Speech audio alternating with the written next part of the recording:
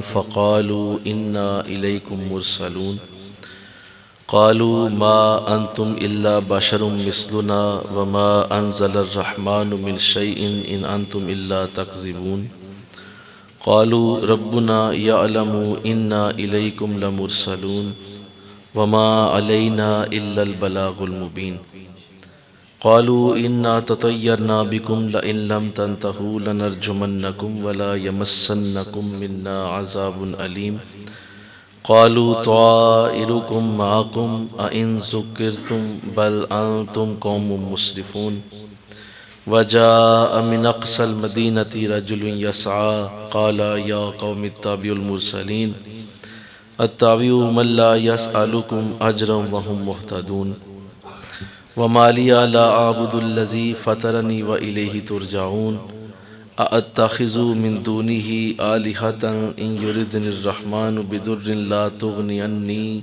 شفاعتهم شيئا ولا ينقذون إني إذا لفي ضلال مبين إني آمنت بربكم فاسمعون قيل ادخل الجنة قال يا ليت قومي يعلمون بما غفر لربي وجعلني من المكرمين صدق اللہ العظیم۔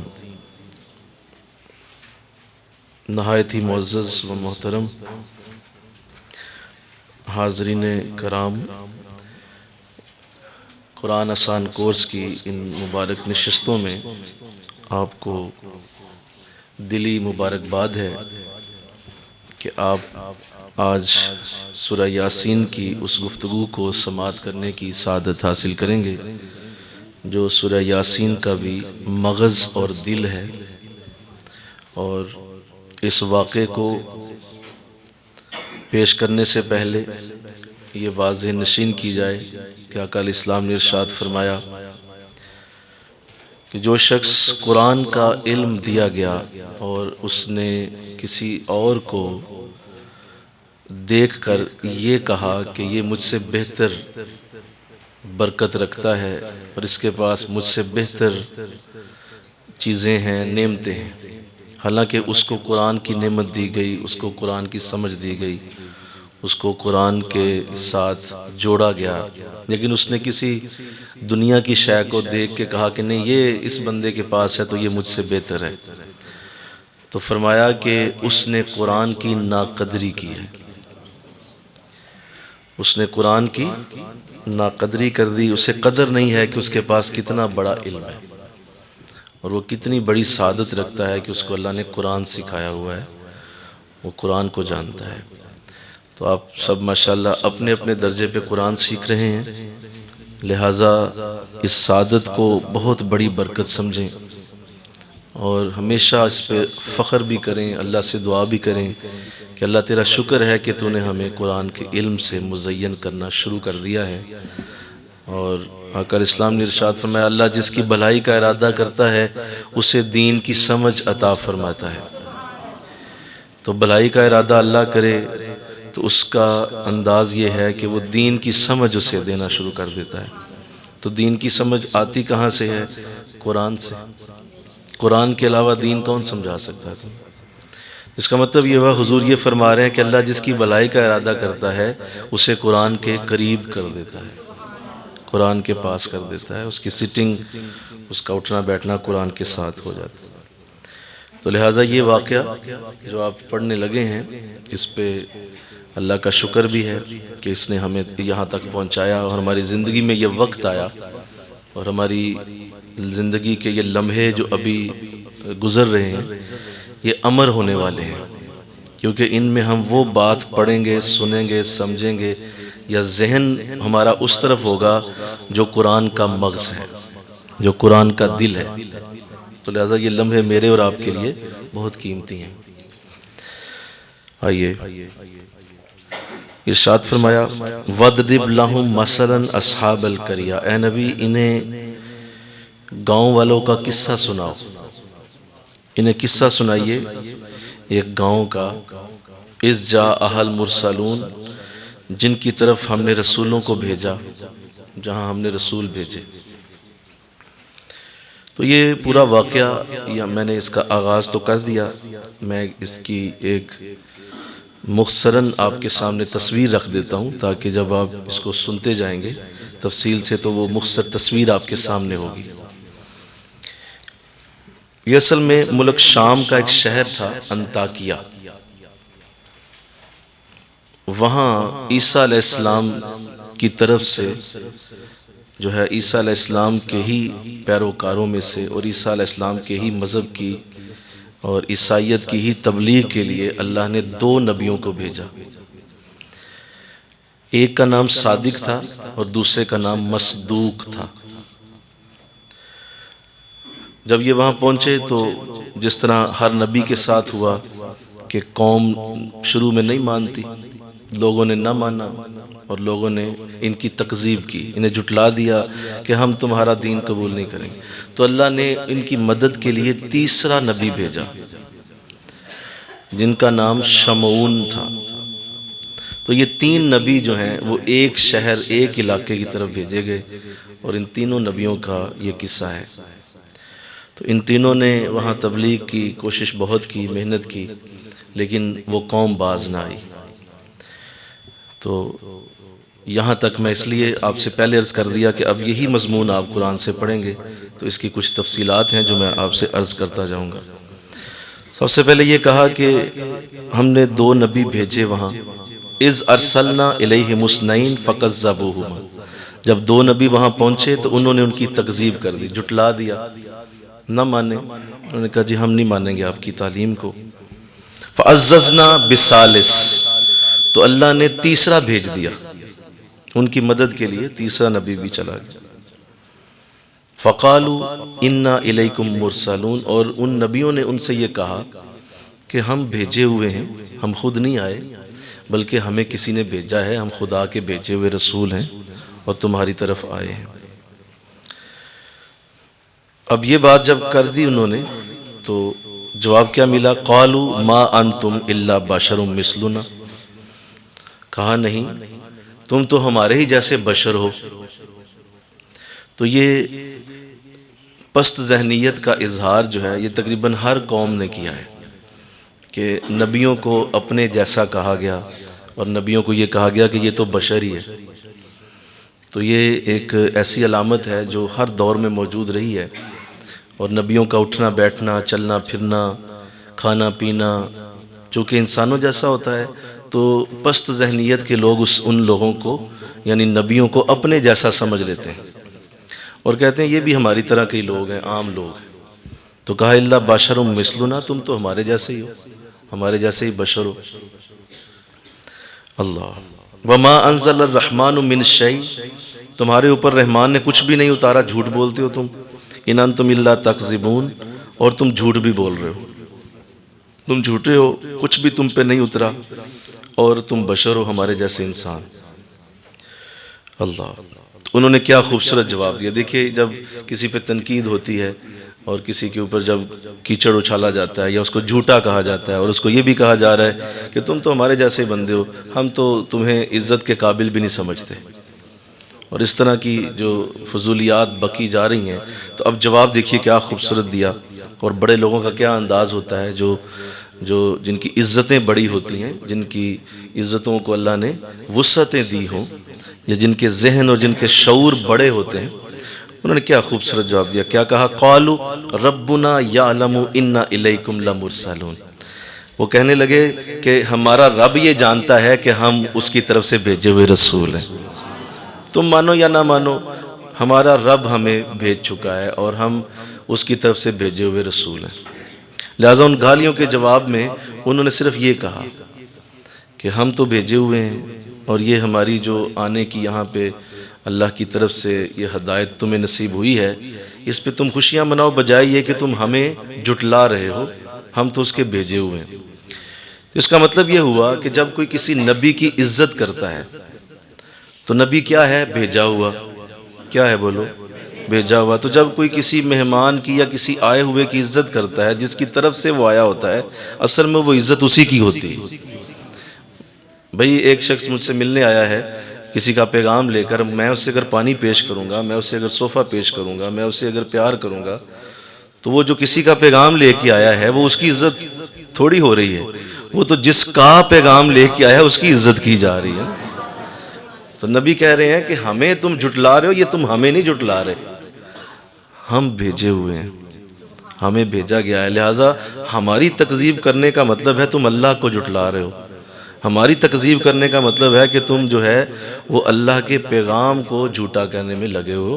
ہمیں کیا مسئلہ ہے، ہم تو اس کا پیغام دینے آئے. تو اس سے یہ بات ثابت ہوئی کہ جتنے نبی دنیا میں تشریف لائے ان سب کی عزت اصل میں اللہ ہی کی عزت ہے. اور اگر کوئی آقا دو جہاں صلی اللہ علیہ وسلم سے پیار کرتا ہے تو حضور سب سے بڑے اللہ کے بھیجے ہوئے ہیں.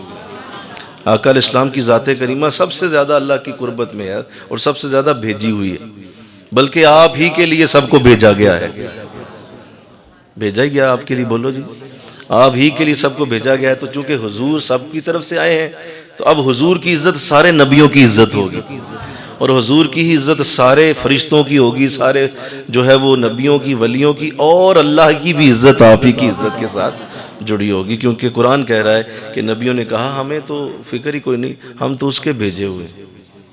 اور وہ خوب جانتا ہے کہ ہم اس کے رسول ہیں، اور لہٰذا ہمیں کوئی فکر نہیں ہے. اللہ. تو لہٰذا یہ ایک مبلغ کے لیے، ایک اس شخص کے لیے جو دین کی تعلیم دے رہا ہے اور دین کو آگے پھیلانا چاہتا ہے، اس کو یہ بات ہمیشہ یاد رکھنی چاہیے کہ وہ اپنا پیغام نہیں دے رہا. وہ کس کا پیغام دے رہا ہے جی؟ وہ اللہ کا پیغام دے رہا ہے. لہٰذا اس کی اپنی عزت بےزتی کا سوال ہی پیدا نہیں ہوتا. اس کی اپنی عزت بےزتی ہے ہی نہیں. اس کی عزت اصل میں بھیجنے والے کی ہے، اور اس کی بےزتی اصل میں بھیجنے والے کی ہے. تو اس لیے مبلغ یہ ذہن میں رکھ کے بات کرے کہ اگر کوئی میرے ساتھ کوئی مجھ سے ذلالت یا مجھے بدتمیزی یا میرے ساتھ کوئی ایسا رویہ اختیار کرے گا تو مجھے غصے میں آنے کی ضرورت نہیں ہے. مجھے ٹھنڈا رہنا چاہیے، اس لیے کہ یہ میرے ساتھ تھوڑی ہو رہا ہے. یہ تو تمام نبیوں کے ساتھ بھی ہوا، تمام ولیوں کے ساتھ بھی ہوا. جتنے لوگ دنیا میں نیکی کی تعلیم دینے آئے ان سب کو ایسی ہی رکاوٹوں کا سامنا کرنا پڑا. تو لہٰذا میری عزت کہاں پہ ہے؟ یہ تو اللہ اور اس کے رسول کی عزت. تو کہا ہم بھیجے ہوئے ہیں. اور آگے کیا خوبصورت جملہ ہے، وَمَا عَلَيْنَا إِلَّا الْبَلَاغُ الْمُبِينُ. ہمارے ذمہ بس اتنا ہی ہے کہ ہم اللہ کا پیغام کھل کے پہنچا دیں، ہم بلاغ کر دیں، ہم کھل کے یہ پیغام تم تک پہنچا دیں. بس یہ اتنی ہماری ذمہ داری ہے. اس کا اثر کیسے ہوگا، کس طرح تمہیں اللہ ہدایت دے گا، کتنی دے گا، کب دے گا، کیسے دے گا، یہ میرا کام نہیں ہے. یہ میری فکر نہیں ہے، میری سوچ میں یہ چیزیں نہیں ہیں. میرا مقصد صرف یہ ہے کہ میں تمہیں اللہ کا پیغام پہنچا دوں. وَمَا عَلَيْنَا إِلَّا الْبَلَاغُ. اور ہر خطبہ دینے والا، ہر خطیب، ہر درس دینے والا اپنے درس کے آخر میں یہی جملہ کہتا ہے کہ بھئی ہم نے پہنچا دیا اور ہمارے ذمہ صرف پہنچانا تھا. لہٰذا رزلٹ، اس کا نتیجہ یہ اللہ کے ہاتھوں میں. اللہ جب چاہے اس کا رزلٹ دے، اس کا نتیجہ دے، نہ دے، بولو نہ دے. آپ یہاں درس سن رہے ہیں اور اگر میں یہ ذہن میں رکھ کے بیٹھا ہوا ہوں کہ ہم درس دے رہے ہیں، آپ سن رہے ہیں، تو کل ہی آپ اس پہ عمل کریں اور کل ہی آپ اس کی جو ہے وہ تبلیغ کرنا شروع کر دیں اور کل ہی آپ نیکی کا پیغام لے کے نکل جائیں، تو میرے خیال سے یہ فضول قسم کی سوچ ہوگی. یہ میرا سوچنا کام نہیں ہے، یہ اللہ اور اس کے رسول کی آگے ذمہ داری. ہمارا کام یہ ہے کہ ہم اچھے انداز میں اسے پہنچائیں اور مبین انداز اختیار کریں، کھلا انداز اختیار کریں کہ لوگوں کو سمجھ آ جائے کہ اللہ کا پیغام کیا ہے. اللہ. دیکھو یہ ایک مبلغ کے اندر جب یہ چیز اتر جاتی ہے نا تو پھر اس کی تبلیغ میں اخلاص پیدا ہوتا ہے. وہ اپنی تعریف نہیں پھر کروائے گا، وہ اپنی تعریف کے لیے نہیں کہے گا. وہ یہ نہیں کہے گا سارے ہاتھ اٹھاؤ بھائی، وہ یہ نہیں کہے گا چلو بھائی سارے اونچی سبحان اللہ کہو تاکہ سارے مدینے جاؤ. تو اس طرح کی چیزیں ان سے نہیں، کیونکہ وہ ان چیزوں کے لیے کر ہی نہیں رہا.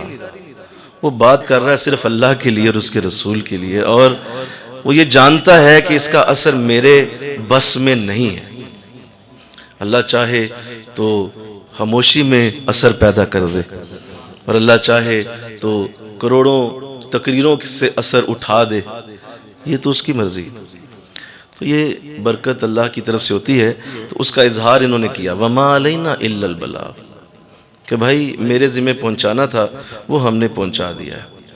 اور یہ اللہ توفیق دے آپ کو، جب آپ اس مسند پہ آئیں گے تو ایسا ہی کیجئے گا اور اگر آپ اس سوچ کو لے کے مسند پہ بیٹھیں گے اور آپ گفتگو کریں گے تو انشاءاللہ اللہ اس تاثیر کو پیدا کر دے گا جو آپ کی زبان پہ اسی وقت آئے گی جب آپ بے لوث ہو کے بات کریں گے، اور آپ کو پورا یقین ہوگا کہ یہ میری گفتگو صرف اللہ ہی کے لیے ہے اور اس کے رسول کے لیے ہے، میں دین کے لیے بات کر رہا ہوں، لہٰذا نہ ڈرنے کی ضرورت ہے، نہ چکنے کی ضرورت ہے، نہ تھکنے کی ضرورت ہے، نہ ہی اکنے کی ضرورت ہے۔ کیوں؟ آپ اپنے لیے کر ہی نہیں رہے، آپ تو اللہ اور اس کے رسول کے لیے کر رہے ہیں، اور جو ایسا کرتا ہے اس کے پیچھے پھر اللہ کے فرشتوں کی مدد بھی شامل ہو جاتی ہے، فرشتے ان کی مدد کرتے ہیں اور بڑی بڑی پھر اس کی تاثیر کے انداز اللہ ظاہر کرتا ہے۔ تو خوبصورت انداز اختیار کیا، وَمَا عَلَيْنَا إِلَّا الْبَلَاغُ الْمُبِينُ، کہ ہمارے اوپر صرف پہنچا دینا تھا۔ اب آگے انہوں نے جو بات کی نبیوں کی، تو دیکھیں الفاظ کتنے گنے چنے ہیں، اور اس بدتمیزی کا جواب کتنی احسن خوبصورت لفاظی سے دیا جا رہا ہے۔ بدتمیز، جھوٹے ہو، ہم نہیں مانتے، تو وہ پیار سے کہہ رہے ہیں کہ نہیں بھائی ہم تو پہنچانے والے ہیں، اور اگر تم نہیں مانو گے تو تمہاری مرضی ہے، ہمیں تو رسول بنا کے اللہ نے بھیجا ہے۔ تو لہذا کتنی نرمی ہے، لہجہ کتنا پیارا ہے، اور اس لہجے میں کتنا ملائمت ہے، اور اس لہجے کے اندر قطعاً یہ نہیں ہے کہ آگے سے بدتمیزی کا جواب بھی بدتمیزی سے دیا جا رہا ہے، تو یہ مبلغ کا کام بولو نہیں ہے۔ تو یہ غوث اعظم رضی اللہ تعالیٰ عنہ کا جملہ یاد رکھنا چاہیے۔ آپ فرماتے ہیں کہ اگر تمہیں ابھی بھی غصہ آ جاتا ہے تو تم اپنے آپ کو نیکوں میں شمار نہ کرو، تمہاری گنتی نیکوں کے اندر نہیں شروع ہوئی اگر تمہیں ابھی بھی غصہ آتا ہے۔ یہ پہلی نیکی کی علامت ہے کہ تمہارا غصہ تمہارے کنٹرول میں ہوتا ہے، اور اگر کوئی تمہارے ساتھ بدتمیزی یا اس طرح کا لہجہ اختیار کرے تو آگے سے تم بھی ویسے ہی بولو گے تو فرق کیا رہ جائے گا جناب، دونوں میں ایک جیسے ہو جاؤ گے، اور وہ سارا دین جو پڑھا تھا، جو نیکی کی تعلیم لی تھی، وہ صفر ہو جائے گی۔ تو کیا خوبصورت انداز تھا جو انہوں نے اختیار فرمایا۔ اب انہوں نے جب یہ سنا تو کیا کہا انہوں نے؟ قالوا انا تطیرنا بکم، انہوں نے کہا کہ تم لوگ منحوس ہو۔ یہ نبی جب وہاں آئے تھے نا تو اس سے پہلے اس علاقے پہ بڑی خوشحالی تھی، سرسبز علاقہ تھا، اور بارشیں بڑی کثرت سے ہوتی تھیں، لوگ بڑے خوشحال تھے، کھانا پینا بھی اچھا تھا، اس علاقے پہ جو ہے وہ رزق کی کوئی تنگی نہیں تھی، بڑے خوشحال لوگ تھے یہ۔ لیکن جب نبی آئے اور انہوں نے جب تبلیغ شروع کی تو قحط پڑ گیا، بارشیں برسنا بند ہو گئیں، سبزہ بند ہو گیا، سبزے ختم ہو گئے، اور یہ لوگ شدید قسم کی مشکلات کا شکار ہوئے۔ اب جب یہ چیز ہونا شروع ہوئی تو انہوں نے پھر کہا یہ جب سے یہ آئے نا نبی ہمارے علاقے میں، اس دن سے نوست پڑ گئی ہے، اور یہ منوست ہو گئی ہے۔ دیکھو قالوا انا تطیرنا بکم، کہا یہ تم منحوس لوگ، اور تم جو ہے نا جب سے آئے ہو ہمارے علاقے کا رہا ہی کچھ نہیں۔ تو مفسرین فرماتے ہیں یہ کیا، اللہ والے تو جہاں جاتے ہیں وہاں پہ تو رحمتیں اترتی ہیں، وہاں پہ تو کرم اترتا ہے نا، تو یہ کیا ہو گیا؟ مطلب وہ وہاں گئے ہیں تو آگے جو ہے وہ معاملہ ہی الٹ ہو گیا۔ تو اس میں ذہن نشین کیجئے گا سورہ یاسین کے اس مضمون کو، جیسے میں نے ابھی عرض کیا، یہ کہیں پورے قرآن میں تمہیں نہیں ملنا، کسی جگہ نہیں ملنا۔ ایسا اس لیے ہوا، یاد رکھو اللہ کی ایک عادت کریمہ ہے، وہ عادت یہ ہے کہ اللہ جب کسی کو ہدایت دینا چاہتا ہے، جب کسی کو نیکی پہ لانا چاہتا ہے تو پہلے اس کی برائیاں اس میں سے باہر نکال دیتا ہے۔ یہ میں نے کیا جملہ بولا؟ پہلے اس کی برائیاں باہر نکلتی ہیں تب نیکی شروع ہوتی ہے۔ یہ اللہ کا انداز ہے، اور اللہ کے اس انداز پہ قربان جائیے، اللہ اس انداز کو کبھی نہیں چھوڑتا، ہمیشہ ایسا ہی ہوگا۔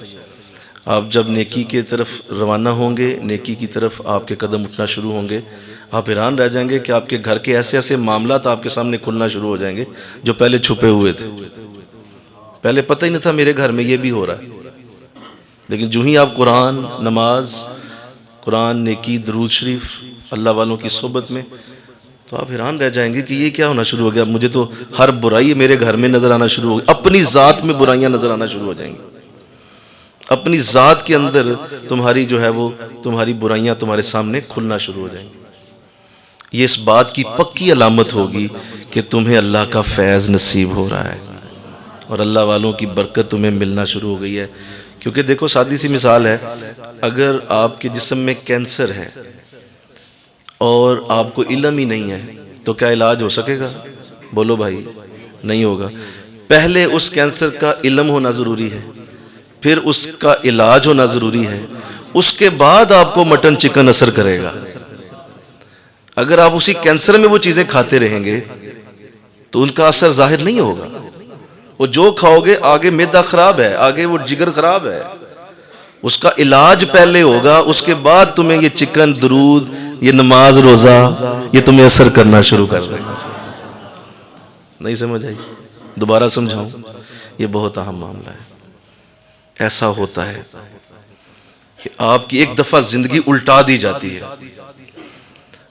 حضرت ابوبکر رضی اللہ تعالیٰ عنہ جب حضور کی خدمت میں آئے، بیٹھے، برکت لی، صحبتوں میں بیٹھنا شروع ہوئے، حضور کی خدمتوں میں آنا شروع ہو گئے. پہلے بھی دوستی تھی لیکن جب نبوت کے بعد تو پھر تو مسلسل صحبت رہنا شروع ہوئی.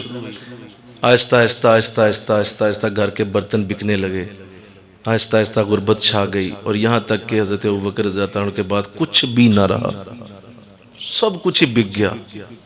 یہ مکے کے اندر کے حالات ہیں.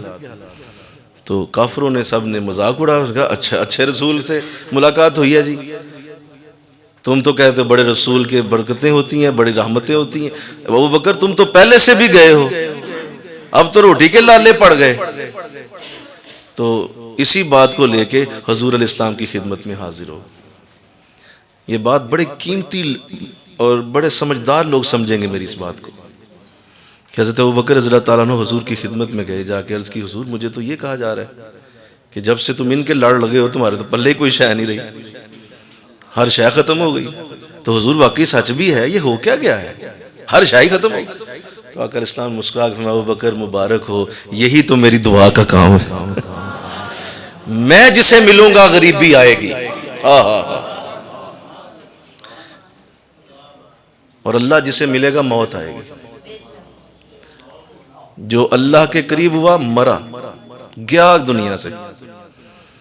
اللہ کی قربت تم کیا سمجھتے ہو کہ وہ پھل کھانے میں ہے، وہ کیا روٹی اور مطلب جسم کی عیاشیوں کے اندر ہے؟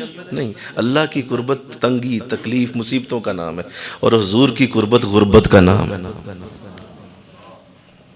قریب ہو جاؤ. تو کہا ابوبکر مبارک ہو، میرے ملنے کی یہی تو علامت ہے.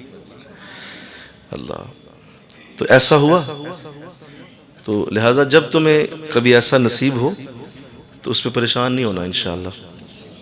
ہاں جی، یہاں پہ لوگ بھاگ اٹھتے ہیں پیر صاحب کے پاس، اور بھاگنے کیا ہے، ملنا بھی چھوڑ جاتے ہیں کہ مصیبت آئی، پریشانی آئی، دکھ آیا، اور زندگی کے اندر ذرا سا اللہ نے دنوں کو ہیر پھیر کیا، اٹھایا، نیچے سے اوپر کیا دنوں کو، ساتھ ہی جناب کی چیخیں نکل گئیں. اور اس کے بعد جناب نے منہ بھی نہیں کبھی کیا کہ ادھر تو فیض ہی کوئی نہیں ہے.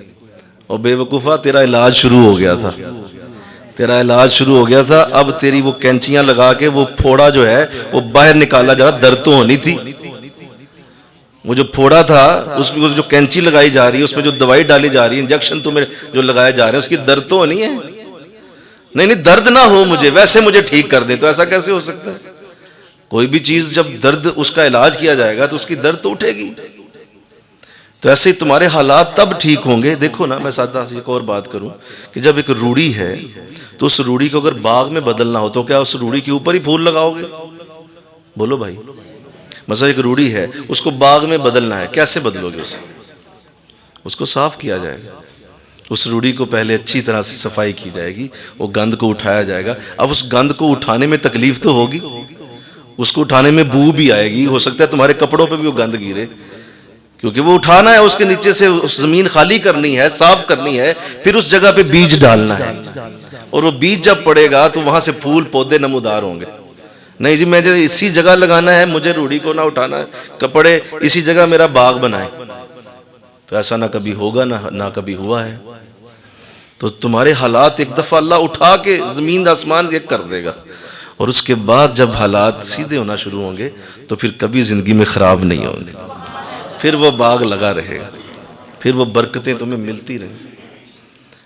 جس کو سمجھ آئی ہے وہ اس بات کو زندگی بھر پلے باندھ لے کہ یہی بزرگوں کے ملنے کی علامت ہوتی ہے. ہاں ہاں سبحان. دیکھو نا، آپ دیکھو جب آپ آئینے کے سامنے کھڑے ہوتے ہو، اگر آئینہ صاف ہے تو وہ کیا کرے گا؟ مجھے اتنا بتا دیں، صرف اتنی بات سے آپ سمجھ لیں.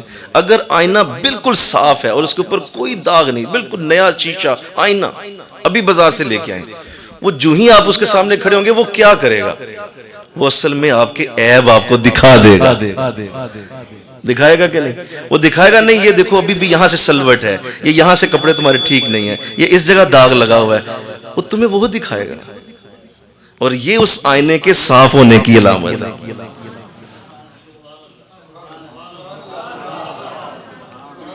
وہ آئینہ جو ہے وہ اگر صاف ہے تو تمہیں تمہارے عیب نظر آئیں گے، اور اگر وہ آئینہ گندا ہے تو تمہیں کچھ بھی نظر نہیں آئے گا. کچھ بھی نظر نہیں آئے گا. تم کو کہ یہ تو سب پتہ نہیں چل رہا کیا ہے میں، اور ٹھیک ہے یار جو بھی، لیکن وہ آئینہ تمہیں اگر صاف ہوگا تو تمہاری برائیاں کھول دے گا. اللہ، یہی حساب اللہ والوں کا ہے. حضرت مجدد پاک رحمۃ اللہ علیہ فرماتے ہیں تمہارا مرشد تمہارے لیے آئینے کی طرح ہے. مل کے کہو سبحان اللہ. اس کو دیکھتے ہی تمہیں اپنے عیب نظر آئیں گے، تمہارے عیب تمہارے آگے کھول دے گا. وہ آئینے جیسا ہے، یعنی اس کے اندر جو تم دیکھ رہے ہو وہ تم خود ہو. تمہیں ان کو دیکھ کے جو خیال آ رہا ہے، ان کو دیکھ کے جو فیل ہو رہا ہے، وہ فیلنگ ان کی نہیں ہے، وہ تمہاری اپنی فیلنگ ہے. اگر تمہارے اندر انہیں دیکھ کے محبت، پیار، عشق، چاہت کا وجود جو ہے وہ تمہارے اندر سے پھوٹ رہا ہے تو سمجھ لو کہ یہ تم ہو. تم محبت والے ہو، تم چاہت والے ہو، اپنے آپ کو ہی دیکھ رہے ہو. اور اگر انہیں دیکھ کر دکھ، تکلیف، حسد، اندر سے کڑواہٹ اٹھ رہی ہے، یا مطلب اندر سے مطلب دشمنی ہے، ایک عجیب سا حسد کا جذبہ ہے، تو یہ وہ نہیں ہے. بولیے، یہ بھی تم ہو، وہ اصل میں تم خود. تو کہا بھائی تم کیا کہہ رہے ہو؟ قالوا کہا تم منحوس ہو، تم منحوس ہو. کیا کہا؟ قالوا، ساتھ یہ بھی کہنے لگے لئن لم تنتہوا، اگر تم باز نہ آئے، لنرجمنکم، ہم تمہارے اوپر پتھر برسا دیں گے، وَلَيَمَسَّنَّكُم مِّنَّا عَذَابٌ أَلِيمٌ، اور بڑا سخت تکلیف اور بڑی زبردست سزا دیں گے تم لوگ اگر تم یہ تبلیغ نہیں چھوڑو گے. ایک تم منحوس ہو اور اوپر سے تبلیغ کرتے پھرتے ہو. کسی صورت نہیں چھوڑیں گے، تمہیں سخت سزا دیں گے. اور کیا سزا دیں گے؟ پتھر ماریں گے تمہیں ہم. آپ لہجہ دیکھیے کیا کہا جا رہا ہے نبیوں کو اور رسولوں کو، کیا کہا جا رہا ہے. اللہ. اور انہوں نے کیا کہا؟ دیکھو وہی جواب جو میں ابھی آپ کو سمجھا رہا تھا. قالوا طائرکم معکم، کہا نہیں ہم منحوس نہیں ہیں، تم منحوس. ہم نہیں ہیں، تم ہو. یہ تم ہمیں نہیں دیکھ رہے، اپنے آپ کو ہی دیکھ رہے ہو. قرآن نے بھی میری بولی کی تصدیق کر دی. قرآن نے میری بات کی تصدیق کر دی جو بھی آپ کے سامنے میں عرض کر رہا تھا. یہ کہا ہم نہیں ہیں، تم ہو. یہ منحوسیت تمہاری ہے جو تم لوگوں نے ہماری جب بے ادبی شروع کیا. یاد رکھو جس علاقے میں نیک لوگوں کے ساتھ بدتمیزی شروع کر دی جائے، اللہ اس علاقے کا رزق بند کر دیتا ہے، اس علاقے کی بارش بند کر دیتا ہے. اس ایریا، اس علاقے کے اندر کے معاملات ڈسٹرب ہو جاتے ہیں جہاں بزرگوں کے ساتھ بدتمیزی شروع ہو جائے. تو کہا یہ تم خود ہو، تم نے جو ہمارے ساتھ بے ادبی شروع کی ہے، یہ اللہ نے اس کی سزا تمہیں دی ہے کہ تمہارا رزق بند کر دیا گیا ہے، بارشیں بند کر دی گئی ہیں، تمہارے علاقے میں قحط پڑ گیا. تو یہ اس لیے ہوا ہے. اللہ. اور ساتھ کہہ دیا بل انتم قوم مسرفون، تم تو حد سے بڑی ہوئی قوم ہو. حد کر دی تھی تم لوگوں کو ہم سمجھا رہے ہیں، پیار سے سمجھا رہے ہیں کہ نیکی کی طرف آؤ، اچھے اعمال کی طرف آؤ، اور تم الٹا ہم سے ہی لڑ رہے ہو. حد سے بڑھ گئے ہو تم لوگ. بل انتم قوم مسرفون، تم حد سے بڑھے ہو. اللہ. اب جب یہ مکالمہ ہو رہا تھا تو قوم نے فیصلہ کر لیا، اور قوم جو ہے اس پہ تیار ہو گئی کہ قوم نے جب یہ کہہ دیا کہ اب ہم چھوڑیں گے نہیں، کسی صورت نہیں چھوڑیں گے. یہ سارے پھر اکٹھے ہو گئے، اور انہوں نے جس کے پاس جو بھی تھا، کسی کے ہاتھ میں تلوار تھی، کسی کے ہاتھ میں ڈنڈا تھا، کسی کے ہاتھ میں پتھر تھے. تو یہ ساری قوم جو ہے ایک میدان میں انہیں لے کے اکٹھا ہو گئی، اور انہوں نے پورا ارادہ کر لیا کہ اب ہم انہیں زندہ نہیں چھوڑیں گے، اور ان رسولوں کو، ان نبیوں کو ہم نے قتل کر دینا ہے. اور یہ ارادہ انہوں نے بنا لیا. تو یہاں اب قرآن ذکر کرتا ہے، مل کے کہو سبحان اللہ، حبیب نجار کا. یہ حبیب نجار نامی شخص ہے، اور یہ انطاکیہ کے سرحد پہ رہتا تھا، ایک پہاڑ کے اوپر اس کا گھر تھا۔ جب نبی یہاں آئے تو ظاہر ہے یہ چونکہ سرحد کے اوپر ہی تھا، تو پہلی ملاقات اس سے ہوئی تھی، نبیوں کی پہلی ملاقات رسولوں کی اس سے ہوئی تھی۔ تو یہ تبلیغ کرتے ہوئے اس کے پاس بھی گئے تھے، تو یہ 70 سال سے کسی بیماری میں مبتلا تھا اور اپنے بتوں کے آگے مسلسل اس سے شفا مانگتا تھا۔ 70 سالوں سے یہ بیماری میں اور تکلیف میں مبتلا تھا۔ تو جب نبی رسول اس کے پاس گئے تو انہوں نے کہا کہ تم ایمان لاؤ۔ تو اس نے کہا کہ تمہارا خدا کیا کر لے گا، کیا کرتا کیا ہے تمہارا خدا؟ کہا یہ جو تم 70 سال سے بیماری میں مبتلا ہو، ہمارا خدا اسے 1 سیکنڈ میں ٹھیک کر سکتا ہے، لمحہ زیادہ ہوگا اس سے پہلے تم ٹھیک ہو جاؤ گے۔ تو اس نے کہا اچھا ٹھیک ہے کرو دعا۔ تو نبیوں نے جب ہاتھ اٹھائے تو اللہ نے کرم کر دیا۔ یہاں تو ایک نبی ہاتھ اٹھائے تو اللہ کرم کر دیتا ہے، وہ تو 3 نبی تھے، 3 رسول تھے، تو انہوں نے ہاتھ اٹھا لیا، اللہ نے کرم کر دیا، یہ ٹھیک ہو گیا۔ اور اس کے بعد اس نے کلمہ پڑھا، پھر یہ اپنے اسی گھر میں عبادت اور ریاضت میں مصروف رہا۔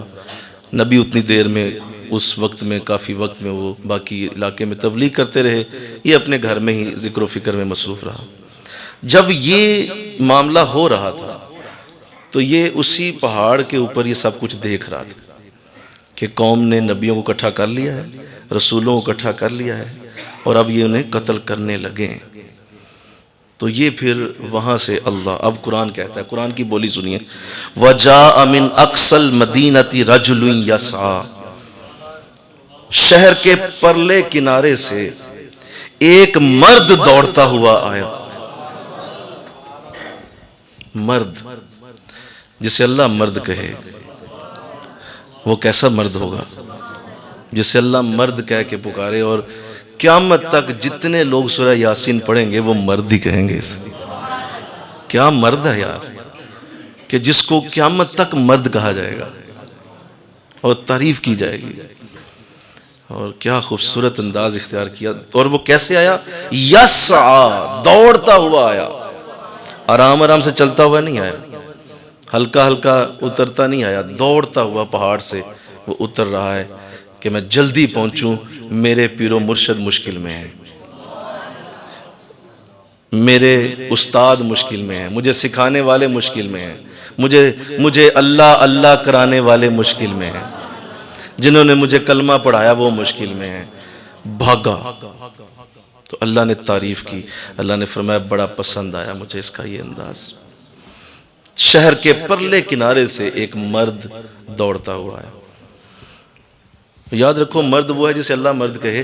ہمارے ہاں تو معاملہ یہ ہے کہ بعض مرد ہوتے مرد ہی ہیں، لیکن ان کے زندگی گزارنے کے انداز عورتوں سے بھی برے ہوتے ہیں، کچھ بھی نہیں کرتے زندگی میں، اپنی زندگی میں کوئی کارنامہ نہیں، ساری زندگی اسی طرح گزار کے اور سمجھتے ہیں ہم مرد ہیں۔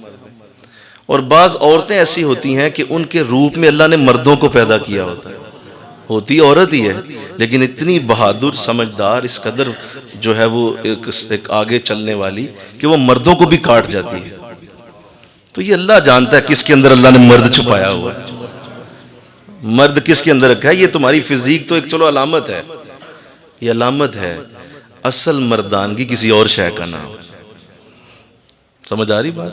مردانگی کسی اور شے کا نام ہے۔ یہ تو اللہ نے جو دیا ہے، ایک جسم دیا ہوا ہے اور اس طرح کی فزیک بنا دی ہے، لیکن مرد تو وہی ہے نا جسے اللہ مرد کہے۔ تو فرمایا کہ مرد دوڑتا ہوا ہے، بڑی تعریف کی۔ اور یہ حبیب نجار، اس کے نام کی مسجد آج بھی انطاکیہ کے اس بازار میں موجود ہے، اور اس کی قبر بھی وہیں پہ ہے، اور آج بھی لوگ اس کی قبر کے سامنے کھڑے ہو کے سلام پیش کرتے ہیں، اور اس مسجد کا نام بھی مسجد حبیب ہے، اور لوگ اس کی قبر پہ فاتحہ پڑھتے ہیں، دعا کرتے ہیں۔ کب سے یہ واقعہ ہوا ہے اور آج تک اس کی قبر پہ لوگ جا کے دعا کرتے ہیں۔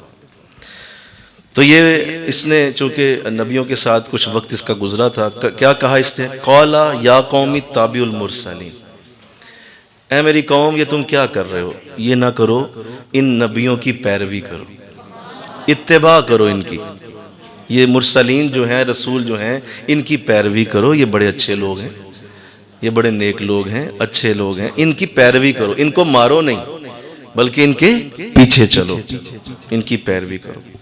اور کیوں پیروی کرو آگے وجہ بتائی، اتبعوا من لا یسألکم اجرا وہم مہتدون، اس لیے ان کی تابعداری کرو، ان کی پیروی کرو، اتباع کرو، کیوں؟ کیونکہ یہ تجھ سے کچھ بھی مزدوری نہیں مانگتے، کچھ طلب نہیں کرتے تم سے، کوئی ان کی اپنی آرزو نہیں ہے، کوئی خواہش نہیں ہے، اور یہ تمہارے سے کچھ بھی بدلہ نہیں چاہتے۔ اور جب یہ تمہارے ساتھ یہ دین کا، یہ محبت کا یہ عمل کر رہے ہیں تو ان کے دل میں کوئی اس کی آرزو نہیں ہے کہ تم اس کے بدلے میں تم انہیں کچھ دو، یہ بغیر اجر کے یہ سارا کچھ کر رہے ہیں۔ اور ساتھ وہ کیا ہے؟ وَهُمْ مُهْتَدُونَ، اور یہ ہدایت والے بھی ہیں۔ دو خوبیاں ہونی چاہیے، جس کے پیچھے تم چلنا چاہتے ہو اس کے اندر دو خوبیاں دیکھو۔ سنو، تم جس کے پیچھے چلنا چاہتے ہو اس کے اندر دو خوبیاں دیکھو۔ سورہ یاسین کہہ رہی ہے، ایک وہ شخص بغیر کسی اجر کے وہ دینی کام کرتا ہو، کسی سے کوئی لالچ نہ ہو، کوئی نذرانہ نہیں، کوئی فیس نہیں، کوئی پہلے سے طے شدہ نہیں، جناب تقریر کا 10,000 میرے اکاؤنٹ میں بھیجیں، میں اتنے بجے آؤں گا، اتنے بجے چلا جاؤں گا، اتنا وقت دوں گا، اتنے لاکھ دے دو۔ آج تو سٹیج بکے ہوئے ہیں نا جی، آج تو تقریریں بکی ہوئی ہیں، نعتیں بکی ہوئی، ایون تلاوتیں بک گئی ہیں۔ اس حد تک ہم ذہنی گراوٹ کا شکار ہو چکے ہیں کہ آج تو ہر شے بیچ دی لوگوں نے۔ بلکہ علامہ اقبال نے تو ایک شعر کہہ کے میں آپ ہی کی بولی کو پیش کرتا ہوں، انہوں نے تو حد کر دی، انہوں نے کہا کہ تم کہتے ہو کہ یہ چیزیں بیچ رہے ہیں یہ ہمارے دین کی، میری نظر میں تو حال یہاں تک پہنچ گیا ہے کہ اگر ان کا بس چلے تو یہ کعبے کے پتھروں کو بھی بیچ دیں۔ ذہن اتنا گر گیا لوگوں کا، کعبے کے پتھروں کو اٹھائیں اور وزن کے حساب سے، کلو کے حساب سے انہیں بھی بازار میں بیچ دیں۔ ان کا بس نہیں چل رہا، کعبے کو ذرا یہ پکڑ نہیں سکے آج تک، ورنہ وہاں بھی ایسا کہ تو لہٰذا آج جس حالت میں میں آپ سے یہ بات کر رہا ہوں، آج یہ چیز رہ کہاں گئی ہے؟ آج تو حد ہو چکی ہے، مطلب باقاعدہ ریٹ لگائے جاتے ہیں، باقاعدہ پوچھا جاتا ہے۔ مجھے اس دن آیا ہوا تھا میسج، کسی نے فیس بک پہ ہمارا یہ سنا، لیکچر سنا، اس نے نمبر پتہ نہیں کہاں سے ڈھونڈ کے مجھے حضرت صاحب کتنے پیسے لیتے ہیں آپ؟ ہم نے آپ کو بلانا ہے راول پنڈی میں، تو حضور کتنے پیسے لیں گے؟ یعنی لوگوں کا ذہن ہی اسی طرف ہے۔ نہ اس نے مجھے یہ پوچھا کہ آپ لیتے ہیں کہ نہیں لیتے، یہ نہیں پوچھا اس نے، اس سے ڈائریکٹ کہا کتنے لیں گے آپ۔ یہاں تک تم لوگوں نے لوگوں کے ذہن خراب کر دیے ہیں۔ سو کالڈ جو علماء، اللہ ان کو ہدایت عطا کرے، ان کو اللہ سیدھا راستہ دکھا دے، انہوں نے لوگوں کے ذہنوں کا کیا حشر کر دیا۔ اس نے یہ نہیں پوچھا کہ آپ لیں گے یا نہیں لیں گے، اس نے ڈائریکٹ بات کی کہ اپنا ریٹ بتائیں۔ تو بھائی اس میں اور پھر باقیوں میں فرق کیا رہ گیا؟ تو یہ بہت بڑی علامت، کہا کہ تم ان لوگوں کے پیچھے ضرور چلو جو کسی اجر کو نہیں مانتے، اور وہ کسی مال کو، کسی شے کو طلب نہیں کرتے، اور وہ صرف اللہ اور اس کے رسول کے لیے تمہارے پاس آتے ہیں، بیٹھتے ہیں، اور ان کا کوئی اپنا مطمع نظر ہی نہیں۔ اللہ ساری رحمتیں ہمارے پیر و مرشد پہ نازل فرمائے۔ آپ نے بھی ہمیں یہی تعلیم دی، اور ہمیشہ آج بھی اسی پہ آپ ہمارا ایگزامن کرتے رہتے ہیں، پوچھتے رہتے ہیں، اور ہماری نیت کا قبلہ درست کرتے رہتے ہیں۔ شاید یہ اسی کی تاثیر ہے جو اللہ نے برکت دی ہوئی ہے، شاید کیا یقیناً اسی کی تاثیر کہ وہ کیڑا ہی انہوں نے نکال دیا ہوگا پہلے دن سے کہ بیٹا اگر یہ کام پیسے کے لیے کرنا ہے نا تو چھوڑ دینا، پیسہ ہی کما لینا، پھر دعا کر دیتے ہیں تمہارے لیے، تمہیں پیسہ اللہ دے دے گا۔ اگر یہ کام کرنا ہے نا تو اس کو پیسے کے لیے نہیں، اللہ اور اس کے رسول کے لیے کرنا، اور اگر پیسہ ہی کمانا ہے تو یہ چھوڑ دینا، تمہیں پیسہ مل جائے گا، جاؤ دعا لے لو، جس طرح چاہتے ہو جائے گا۔ لیکن اگر یہ کرنا ہے تو اس کے لیے قطعاً نہ ہو۔ آپ اپنے بارے میں فرماتے ہیں کہ مجھے ایک بار حضرت ابو البیان رحمۃ اللہ علیہ نے، آپ نے مجھے بھیجا کسی جگہ درس قرآن کے لیے، تو فرماتے ہیں بیٹا میں ذرا نہیں جا سکتا، کوئی مجبوری ہے، تو تم میری جگہ جا کے نا وہاں درس دے آؤ۔ تو آپ فرماتے ہیں میں تیار ہو گیا کہ مجھے بتا دیں وقت کیا ہے، تو بتایا کہ اتنے بجے پہنچ جانا درس دینا، وہاں پہ وہ لوگ انتظار کر رہے ہیں۔ تو مجھے قریب بلایا اور میری جیب میں کچھ پیسے ڈال دیے۔ تو میں نے اس کی حضور اس کی ضرورت نہیں ہے، میرے پاس ہیں پیسے، کرایہ بھی ہے، سارا کچھ ہے، میں لے جاؤں گا، چلا جاؤں گا، کوئی ایسا مسئلہ نہیں۔ فرمایا نہیں بیٹا اس لیے جیب میں ڈال دی ہیں تمہارے پیسے کہ جب تم وہاں درس دو تو تمہارے دل میں بھی خیال نہ ہو کہ کہیں یہ لوگ تمہیں بعد میں پیسے نہ دیں۔ اور یہ اگر نہیں دیں گے تو تمہارے دل میں آئے کہ دیکھو خدمت نہیں کی نا. تو اب یہاں تو حال یہ ہے کہ مجھے ایک دوست بتا رہے تھے کہ وہ کوئی بزرگ انہوں نے بلائے تقریر کے لیے کسی عرس پہ، تو وہ بزرگوں نے باقاعدہ جو ہے وہ بعد میں جب دال روٹی تھی جو بھی عرس پہ بکتا ہے وہ پیش کیا، تو وہ اس بات پہ لڑ کے چلے گئے کہ آپ نے مجھے مٹن کیوں نہیں کھلایا. تو وہ لڑ پہ چلے گئے جی آپ نے میری عزت نہیں کی، مٹن مجھے پیش کرتے، آپ اتنی دور سے ہم آئے تھے، آپ نے دال رکھ دی. تو تم لوگ ایسے دور میں یہ درس لے رہے ہو، تمہیں اس پہ شکر ادا کرنا چاہیے، مجھے اس پہ شکر ادا کرنا چاہیے کہ ہمیں اللہ نے ایسے لوگوں کے ساتھ جوڑ دیا جو بے لوث لوگ تھے. ورنہ ہم بھی ایسی پروفیشنل ہوتے، بولو ایسی پروفیشنل ہوتے اور ہم بھی ایک ایک لفظ کا ایک ایک جملے کے پیسے لیتے، کیوں نہ لیتے؟ تو چونکہ اللہ نے جوڑا ہی بے لوث لوگوں کے ساتھ جو اجر کا سوال ہی پیدا نہیں ہوتا جن کو، تو برکت بھی انہی جیسی نصیب ہوگی. تو کہا کہ یہ اجر نہیں لیتے کوئی بھی. وَهُمْ مُهْتَدُونَ، اور دوسری ان کے اندر نشانی یہ ہے کہ واقعی یہ ہدایت والے ہیں اور ان کے پاس ہدایت موجود ہے. اللہ، اب آگے دیکھیے کیا خوبصورت انداز ہے. اچھا یہ وہ تبلیغ کر رہا ہے، مل کے کہو سبحان اللہ. اب یہاں میں ایک جملہ کہنے لگا ہوں، اس کو سننا ہے آپ نے اور سمجھنا ہے. آگے ساری گفتگو میں کسی جگہ اب اللہ رسولوں کی بات ہی نہیں کرے گا، ساری باتیں حبیب نجار کی ہوں گی. وہ رسول کدھر گئے، وہ نبی کدھر گئے، مولا وہ کدھر گئے جن کے لیے وہ آیا تھا؟ کہا چھوڑو وہ میرے رسول نبی وہ پہلے سے پسندیدہ سلیکٹڈ.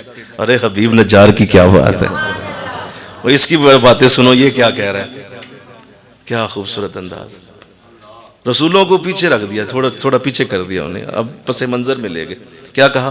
وَمَا لِيَ لَا أَعْبُدُ الَّذِي فَطَرَنِي وَإِلَيْهِ تُرْجَعُونَ، میں کیوں نہ اس کی عبادت کروں جس نے مجھے پیدا کیا ہے، میں کیوں نہ عبادت. دیکھو انداز دیکھو، یہ نہیں کہا کہ تم بھی ان کی عبادت، تم بھی اللہ کی عبادت کرو. اپنے آپ کو پیش کر رہا ہے، وہ اپنے آپ کو پیش کر رہا ہے. اور دیکھو تبلیغ والے کو یہ بھی سمجھایا جا رہا ہے کہ پہلے اپنی ذات کو پیش کرو، اپنی ذات کو پہلے رکھو کہ دیکھو میرے اندر کیسا بدلاؤ آیا. تم مجھے نہیں دیکھ رہے میں کیسے بدل گیا ہوں، پہلے میں برا تھا، جب سے ان کے ایک ساتھ لگا ہوں میں اچھا ہو گیا. تو لہٰذا دیکھو اپنے آپ کو پیش کر دیا کہ میں تو اللہ کی عبادت کرتا ہوں، وَإِلَيْهِ تُرْجَعُونَ، اور مجھے اسی کی طرف لوٹ کے جانا ہے. ایک دن مجھے قیامت کے دن کھڑا ہونا ہے، میں نے اس کی طرف واپس جاؤں. أَتَّخِذُ مِن دُونِهِ آلِهَةً إِن يُرِدْنِ الرَّحْمَٰنُ بِضُرٍّ لَا تُغْنِ عَنِّي شَفَاعَتُهُمْ شَيْئًا وَلَا يُنْقِذُونَ. آیت نمبر 22 میں یوں فرمایا گیا، اور مجھے کیا حق پہنچتا ہے کہ میں عبادت نہ کروں اس کی جس نے مجھے پیدا فرمایا، اور اسی کی طرف تم سب نے لوٹ کے جانا ہے. اور کیا میرے لیے جائز ہے کہ میں بنا لوں اسے چھوڑ کر کوئی اور خدا؟ اگر رحمان مجھے کوئی تکلیف پہنچانا چاہے تو ان کی سفارش مجھے ذرا فائدہ نہ پہنچا سکے گی اور نہ مجھے وہ چھڑا سکیں گے. یہ وہ دلیلیں دے رہا ہے. اب دلیلیں دی جا رہی ہیں کہ اللہ کے سوا میں کسی کو نہیں پوجنا چاہتا، اور اگر میں نے کوئی اور خدا بنا لیا تو وہ مجھے کیسے چھڑائے گا اللہ کے عذاب سے؟ اگر مجھے اللہ نے عذاب دے دیا تو وہ خدا مجھے بچا نہیں پائے گا. کتنی ریالٹی کے اوپر بیس کرتی ہوئی باتیں، کوئی آواگون بات نہیں کی، کوئی جو ہے وہ آسمانی بجلی پکڑ کے ایک لوٹے میں بند نہیں کی جو ہم لوگ عام طور پہ سناتے پھرتے ہیں اور اس طرح کی روایات پیش کر دیتے ہیں. تو مبلغ جو ہیں جس طرح کا عام انسان سن کے بھی ہنسنے لگتا ہے، کہتا ہے کہ ٹھیک ہے بزرگوں کی کرامات ہوں گی لیکن بھائی مجھے اس سے کیا ہے یار، مجھے کوئی ریالٹی والی بات سناؤ، کوئی حقیقت پہ مبنی والی بات سناؤ.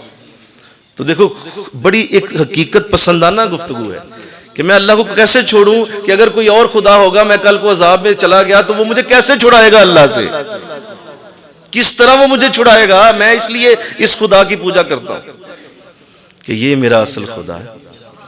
اللہ اکبر.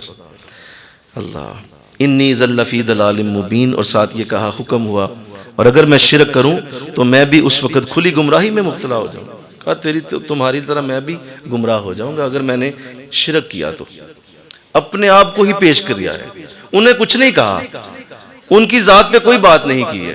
یہ بہت خوبصورت تبلیغ کا انداز ہے اور تبلیغ کرنے والے کے لیے یہ پیک ہے، چوٹی ہے یہ کہ وہ ساری باتیں اپنی کرے اور جو سامنے والا ہے اسے سوچنے کا موقع دے، اسے سوچنے کی پوری اس کو مہلت دے کہ تم سنو میں یہ کیا کہہ رہا ہوں، میری اپنی ذات تمہارے سامنے ایک بہت بڑا نمونہ ہے. تو یہ تبلیغ کرنے والے کے لیے گولڈن رول ہے یہ، کہ وہ اس کو ٹھیک کرنا چاہتا ہے، پہلے اپنی بات، بیٹا مجھے دیکھو، میں پہلے بے نماز تھا اب نمازی ہو گیا ہوں، مل کے کہو نا سبحان اللہ۔ بیٹا پہلے میں جھوٹا تھا اب میں سچا ہو گیا، پہلے میرے چہرے پہ داڑھی شریف نہیں تھی اب ماشاءاللہ داڑھی شریف ہے، پہلے میں کبھی ہوتا تھا تو تہجد اور اٹھنے کی اب مجھے تہجد کا بھی موقع اللہ نے دیا۔ اپنی ذات کو جب تم پیش کرو گے تو سامنے والا کتنی دیر اسے جھٹلائے گا؟ نہیں جھٹلا سکتا، حد ہو گئی۔ تو کہا یہ سارا کچھ میں اس لیے کر رہا ہوں کہ میں شرک میں مبتلا نہ ہوں، اور میں کسی صورت بھی کسی اور خدا کو نہیں پوجوں گا۔ انی آمنت بربکم فاسمعون، یہ اس کی بڑک ہے، اس کی بڑک سنیں آپ ذرا، مل کے کہو سبحان اللہ۔ انی آمنت بربکم فاسمعون، لوگ کان کھول کے سن لو، میں نے ان کے رب پہ ایمان لے آیا، میں ان کے رب پہ ایمان لے آیا۔ وہ انداز دیکھیے، انی آمنت بربکم فاسمعون، سنو میری بات، جب میں کیا کر رہا ہوں، فاسمعون، دھیان کرو، سماعت کرو میں کیا کہہ رہا ہوں، میں رب پہ ایمان لایا، جاؤ کر لو جو کر رہے ہیں۔ یہ جرت دیکھیے، اور اکیلا انسان اور بیمار انسان، 70 سال سے بیمار، لیکن نبیوں کے ساتھ کھڑا ہو گیا اور اپنی ذات کو پیش کرتا رہا۔ ان کو کچھ نہیں کہا، ان کی تعریف کی ہے، ان کی تعریف کے لفظ بولے ہیں کہ بہت اچھے ہیں، بغیر اجر کے کرتے ہیں، محتدون ہیں، ہدایت والے ہیں، اور پھر اپنی ذات کو پیش کر دیا، مجھے دیکھ لو۔ اللہ، یہ انداز بڑا پیارا تھا، لیکن جو ہی یہ لفظ ادا کیے تو وہ سارے پتھر جو تھے وہ برس گئے، اور بعض روایتوں میں آتا ہے کہ آرے سے چیر دیا گیا اسے 2 ٹکڑوں میں، بعض روایتوں میں آتا ہے کہ گڑھا کھود کے اس میں اس کو ڈال کر تو اوپر سے ملبہ جو ہے اس گھڑے میں پھینک دیا گیا اور یوں سے زندہ دفن کیا گیا، بعض روایتوں میں آتا ہے کہ پتھر مارے گئے اور یوں وہ شہید ہوا۔ تو یہ جو ہی لفظ کہے اس کے بعد اس کو شہید کر دیا گیا، اور جب یہ شہادت ہو گئی تو دیکھیے، قیل ادخل الجنہ، ہماری طرف سے یہ بات آئی داخل ہو جا جنت کے اندر، یہ ہماری طرف سے کہا گیا۔ اللہ فرما رہا قیل ادخل الجنہ، میں نے پھر کیا کہا اس کی ان باتوں کے جواب میں کہ تم میری جنت میں داخل ہو جا۔ کیا خوبصورت انسان تھا کہ ڈائریکٹ جنت کا حکم ہو رہا ہے، اور جب یہ جنت کا حکم ہوا تو دیکھو اس کا انداز، قالا، تو وہ کہنے لگا، اس کی روح کہنے لگی، کیونکہ روح پرواز کر رہی تھی تو جنت کے فرشتے ہار لے کے کھڑے تھے اور جنت میں لے جانے کے لیے روانہ ہو رہے تھے۔ تو جب یہ منظر دیکھ رہا تھا کہ اب میری روح کو جنت کی طرف لے جایا جا رہا ہے، ابھی میں شہید ہوا ہوں اور میری روح کے ساتھ اتنا بڑا کرم اور اتنی بڑی رحمت میری روح کے ساتھ ہو گئی، تو کیا کہا، قالا یا لیت قومی یعلمون، کاش میری قوم کو یہ علم ہو جائے کہ میرے ساتھ کیا رحمت ہو گئی ہے، یہ مجھے مار رہے ہیں، یہ میری بوٹیاں نوچ رہے ہیں، اور انہیں کاش یہ منظر دیکھنے کو مل جائے کہ مجھے اللہ نے کتنا اکرام دے دیا۔ کیا خوبصورت آرزو ہے۔ دیکھو آرزو یہ بھی ہو سکتی تھی کہ اگر وہ اس وقت جو سخت تکلیف برداشت کر رہا تھا تو اس وقت وہ یہ دعا کرتا کہ مولا انہیں بسم کر دے، انہیں ختم کر دے، ان کے اوپر بجلیاں گرا دے، ان کو مار ڈال، ان کو عذاب دے دے۔ کہا نہیں، یہ نہیں کہا، نہیں سمجھے، یہ نہیں کہا، کہا کاش وہ یہ منظر دیکھ لیں جو میرے رب نے میرے ساتھ کیا ہے۔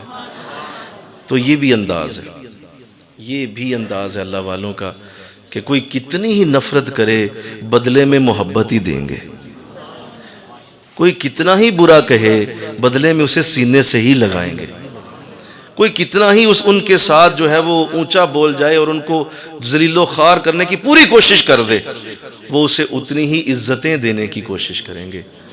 دیکھو کیا آرزو کی ہے، کاش یا لیتا قومی یعلمون، کہ کاش یہ دیکھ لیں میری قوم کو علم ہو جائے میرے ساتھ کیا ہوا، کیا بما غفر لی ربی، کہ میرے رب نے مجھے بخش دیا ہے، وجعلنی من المکرمین، اور مجھے بڑے کرم والے لوگوں میں شامل کر دیا۔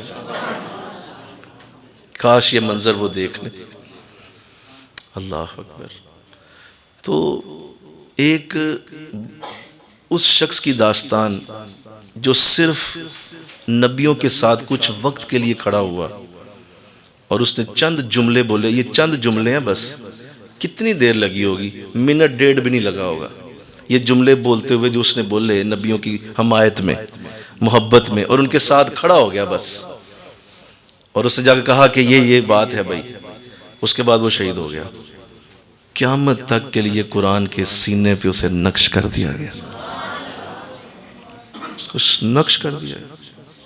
کوئی قرآن کا قاری اس واقعے کو چھوڑ کے جائے تو جائے کہاں؟ سورہ یاسین سے آپ اسے نکال نہیں سکتے، آپ اسے ہر سورت پڑھیں گے، بار بار پڑھیں گے، پھر پڑھیں گے، پھر پڑھیں گے، ساری زندگی پڑھتے رہیں گے۔ جو سورہ یاسین پڑھے گا ضرور پڑھے گا، ضرور اسے یاد کرے گا۔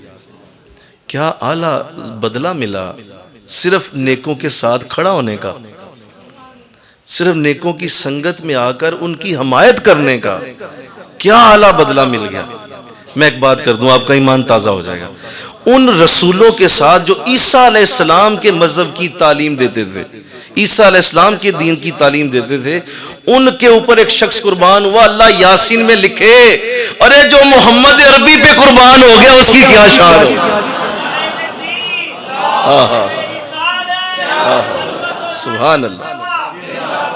ارے عیسیٰ علیہ السلام کے نبیوں کی یہ شان ہے کہ قیامت تک کے لیے ذکر ہوگا، اور جو حضور پہ قربان ہو گیا اس کی زندگی اور برکت اور اس کے کرم کہاں تک پہنچیں گے۔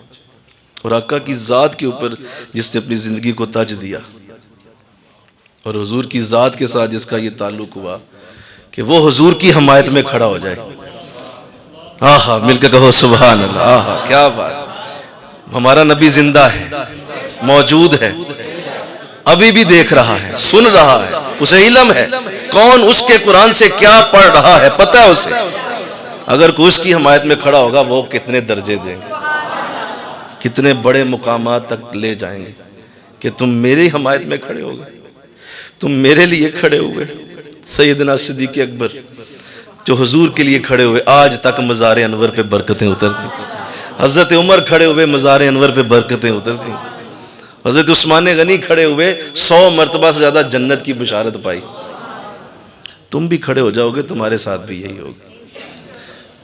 میں حضور کی محبت میں نعت پڑھوں، میں حضور کی محبت میں درس دوں، میں حضور کی محبت میں یہ عمل کروں، ان کے ساتھ کھڑا ہو جاؤں، ان کے دین کو میری ضرورت ہے، مجھے یہ عمل کرنا چاہیے تاکہ میرے نبی کو سہارا ملے۔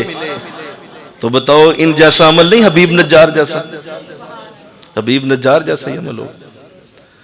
اللہ تو حضور کے صحابہ کو یہ واقعہ سنا کر اللہ بتانا کیا چاہتا ہے؟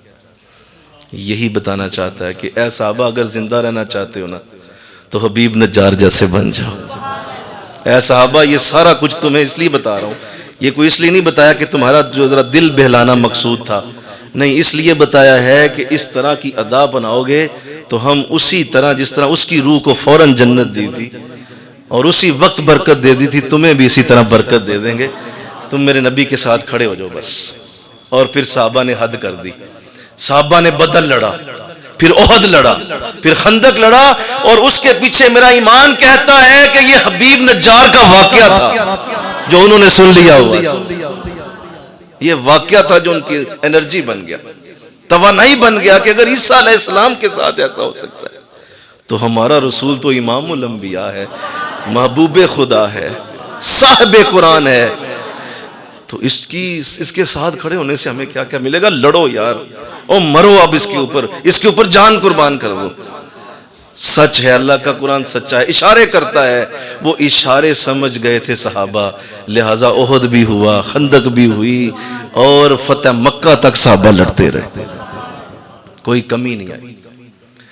اللہ تو آؤ اللہ سمجھنے کی توفیق دے دے، اللہ موقع دے دے ان لوگوں کے ساتھ کھڑا ہونے کا، اور کبھی ہمارا نام بھی ان لوگوں کے ساتھ وفاداروں میں آئے، بس وفاداروں میں ہمارا نام لکھا جائے کہ ہم وفادار رہے، اور اپنے اعمال کے بلبوتے پہ نہ پہلے کبھی کوئی ناز تھا نہ آج ہے، بس اس بات پہ ناز ہے کہ حضور اگر کبھی وقت آیا نا تو ساتھ کھڑے ہو کے دکھائیں گے، آپ کو وفاداری کریں گے اس دن۔ ہم تو چاہتے ہیں کوئی ٹائم ایسا آئے کہ وفاداری کرنے کا موقع ملے، اور وہ وقت آئے تو اللہ ہمارے قدموں کو جما دے حبیب نجار کی طرح۔ اور ہم جانتے ہیں کہ کچھ بھی نہیں ہونا، وہ جان پہلے بھی جانی تھی، وہ اگر ہم نہ بھی کرتے تو چلی جانی تھی، اور اگر وہ جان بزرگوں اور اللہ والوں اور حضور پہ گئی ہے تو اس سے اچھی جان کیا ہے؟ وہ جان تو پہلے بھی جہاں دی ہوئی اسی کی تھی، حق تو یہ ہے کہ حق ادا نہ ہوا۔ یہاں پہ تو جان ویسے بھی جانی، کسی چارپائی پہ فوت ہو جاؤ گے، کسی جو ہے بستر پہ جو ہسپتال میں لگا اس پہ فوت ہو جاؤ گے، کسی جیل کے اندر فوت ہو جاؤ گے، فوت تو تم نے ہونا ہی ہونا ہے، تو کیوں نہ پھر جان حضور کے حوالے کیجیے۔ اگر سمجھ گئے ہو تو اللہ عمل تک پہنچائے، اور اللہ اس کی برکت ہمیں عطا فرمائے۔ وما علینا الا البلاغ المبین۔